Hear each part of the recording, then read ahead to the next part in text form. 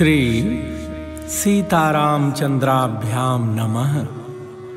श्रीमद्वाल्मीकीय रामायणं दशमः सर्गः।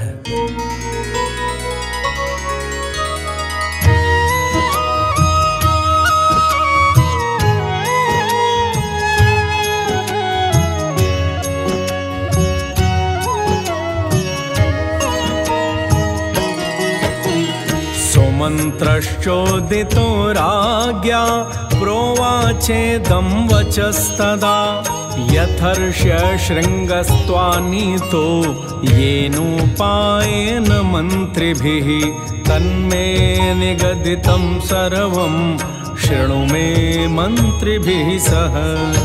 रोमपादम् उवाचेदं सहामात्यः पुरोहितः उपायो निरपायोऽयम् अस्माभिरभिचिन्तितः। ऋष्यशृङ्गो वनचरः तपः स्वाध्याय संयुतः अनभिज्ञस्तु नारीणां विषयाणां सुखस्य च इन्द्रियार्थैरभिमतैः नरचित्तप्रमाथिभिः पुरमानाययिष्यामः क्षिप्रं चाध्यवसीयताम्। गणिकास्तत्र गच्छन्तु रूपवत्यः स्वलङ्कृताः प्रलोभ्य विविधोपायैः आनेष्यन्तीह सत्कृताः। श्रुत्वा तथेति राजा च प्रत्युवाच पुरोहितम्। पुरोहितो मन्त्रिणश्च तदा चक्रुश्च ते तथा। वारमुख्यास्तु तच्छ्रुत्वा वनं प्रविविशुर्महत् आश्रमस्याविदूरेऽस्मिन् यत्नं कुर्वन्ति दर्शने।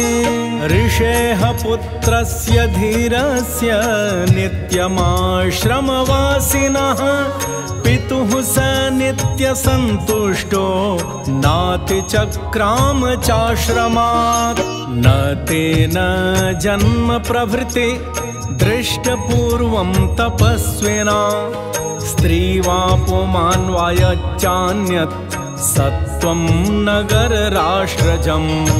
ततः कदाचित्तं देशम् आजगाम यदृच्छया विभाण्डक सुतस्तत्र ताशापश्यत् वराङ्गनाः।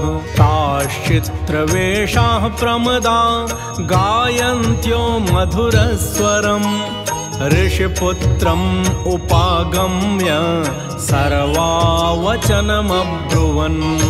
कस्त्वं किं वर्तसे ब्रह्मन् ज्ञातुमिच्छामहे वयम्। एकस्त्वं विजने दूरे वने चरसि शंसनः। अदृष्टरूपास्तास्तेन काम्यरूपा वने स्त्रियः।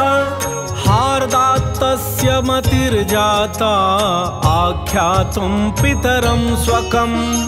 पिता विभाण्डकोऽस्माकं तस्याहं सुत औरसः। ऋष्यशृङ्ग इति ख्यातं नाम कर्म च मे भुवि। इहाश्रमपदोऽस्माकं समीपे शुभदर्शनाः। करिष्येवोऽत्र पूजां वै सर्वेषां विधिपूर्वकम्। ऋषिपुत्र वचः श्रुत्वा सर्वासां मतिरास वै। तदाश्रमपदं द्रष्टुं जगमुः सर्वास्ततोऽङ्गनाः। गतानां तु ततः पूजां ऋषिपुत्रश्चकारः।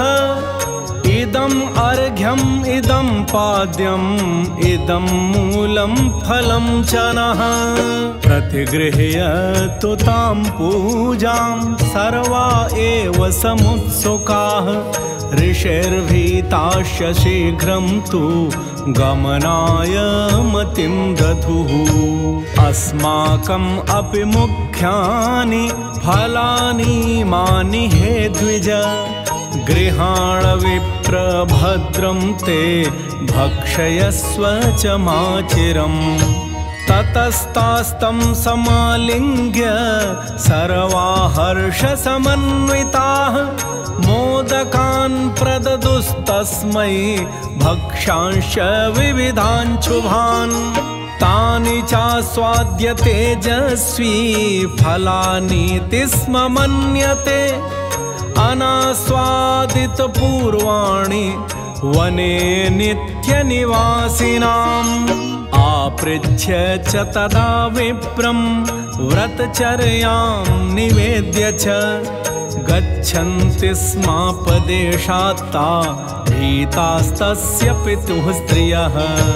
गतासु तासु सर्वासु काश्यपस्यात्मजो द्विजः अस्वस्थहृदयश्चासीत् दुःखाच्च परिवर्तते। ततोपरेद्युस्तं देशम् आजगाम सवीर्यवान् विभाण्डकसुतः श्रीमान् मनसा चिन्तयन्मुहुः। मनोज्ञा यत्र ता दृष्टा वारमुख्याः स्वलङ्कृताः दृष्ट्वैव च ततो विप्रम् आयान्तं हृष्टमानसाः। उपसृत्य ततः सर्वाः तास्तमूचूरिदं वचः एह्याश्रमपदं सौम्य अस्माकमिति चाब्रुवन्। चित्राण्यत्र बहूनि स्युः मूलानि च फलानि च तत्राप्येष विशेषेण विधिर्हि भविता ध्रुवम्।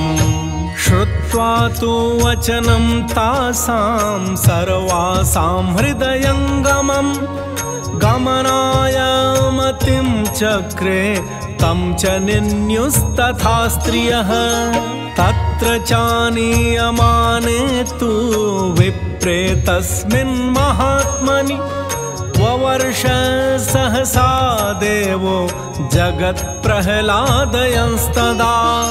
वर्षेणैवागतं विप्रं तापसं स नराधिपः प्रत्युद्गम्य मुनिं प्रहवः शिरसा च महीं गतः।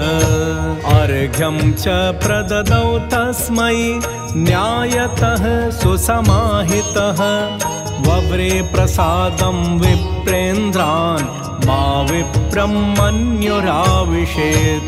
अन्तःपुरं प्रवेश्यास्मै कन्यां दत्त्वा यथाविधि शान्तां शान्तेन मनसा राजा हर्षमवाप्सः। एवं स न्यवसत्तत्र सर्वकामैः सुपूजितः ऋष्यशृङ्गो महातेजाः शान्तया सह भार्यया। इत्यार्षे श्रीमद् रामायणे वाल्मीकीये आदिकाव्ये बालकाण्डे 10मः सर्गः।